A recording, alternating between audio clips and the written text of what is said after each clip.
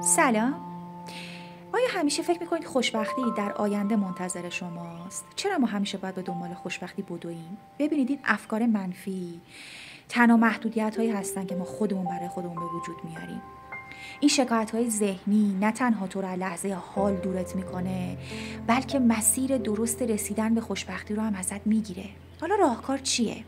راهکار اینه که هر روز 5 تا چیزی رو که بابتش از خدا شکرگزاری رو بنویسی و اینکه به جای اینکه نگران آینده باشی تمرکز کنی رو لحظه‌ای که الان داری، نه اینکه فردا چی میشه، یه ساعت دیگه چی میشه، 2 روز بعد چی میشه. الان در حال حاضر تمرکز کنی روی حال الانت.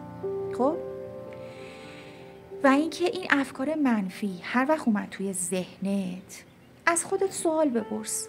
این افکار رو ببر زیر سوال. بگو آیا این افکار به من کمکی میکنن یا فقط دارن منو از هدفم دور میکنن؟ آینده شما تو دستان خودتونه. خوشبختی رو که دنبالشی تو لحظه اکنونه. پس زندگی رو همین امروز بساز، چون خوشبختی در آینده فقط یک افسانه نیست.